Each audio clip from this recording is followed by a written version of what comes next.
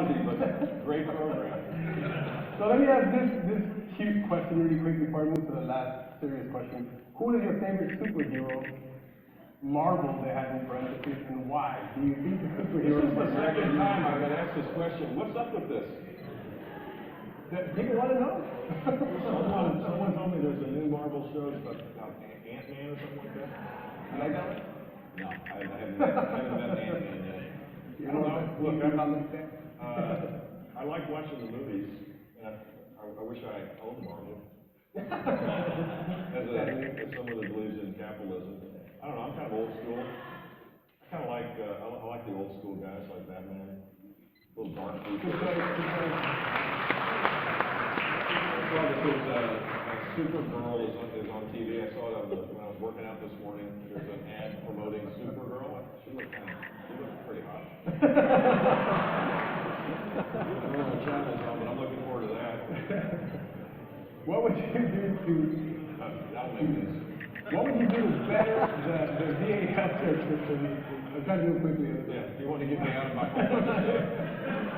What would you do to better the VA healthcare system and the VA benefits overall?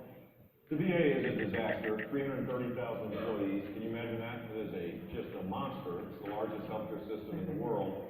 And yet we have waiting lists for vets that have served their country and are looking for the kind of care that they counted on.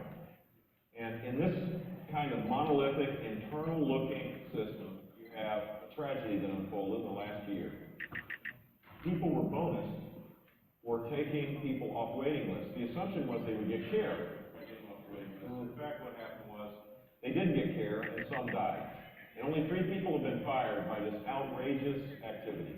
We need career civil service reform so that not just the VA, but the federal government in general is focused on providing services rather than focusing on the country. There needs to be procurement reform. I was in Colorado recently and was at a VFW lodge and with vets, and we talked about this. In Aurora, California, outside of Colorado, outside of Denver, a hospital is being built that was supposed to cost $300 million. Then it went to $800 million. Now it's $1.8 billion. You can't make that up. You got to work really hard to be that incompetent and that corrupt.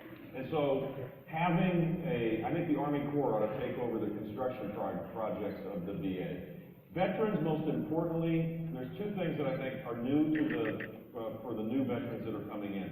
You have post-traumatic stress, and I think that the VA needs to build a skill set that is world-class on that to deal with this issue.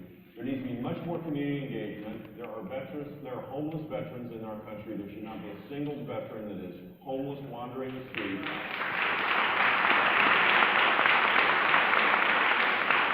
There are more women's veterans, and women's health issues need to come to the forefront as well.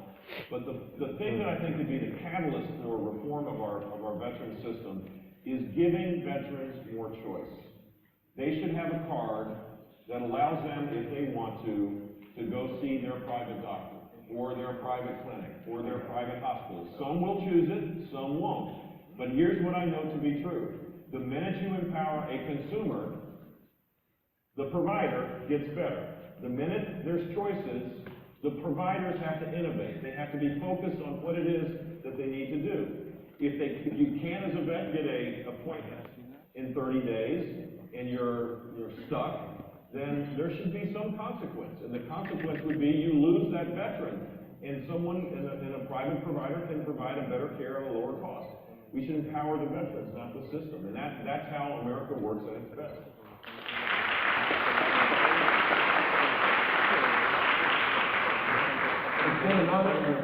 Thank you, Governor. Yeah, one other thing, just as it relates to vets, I'm proud of the fact that I have 12 Medal of Honor recipients supporting me, a large number of veterans that have advised me on this. This is a huge issue, and it relates to Washington that is run amok, that is out of control. I don't ascribe bad intentions. It's totally irrelevant what their intentions are. It's that they're not showing their respect for the people that provide the money for the government to exist. And that relationship needs to change. Government needs to be the servant, not the master of our lives.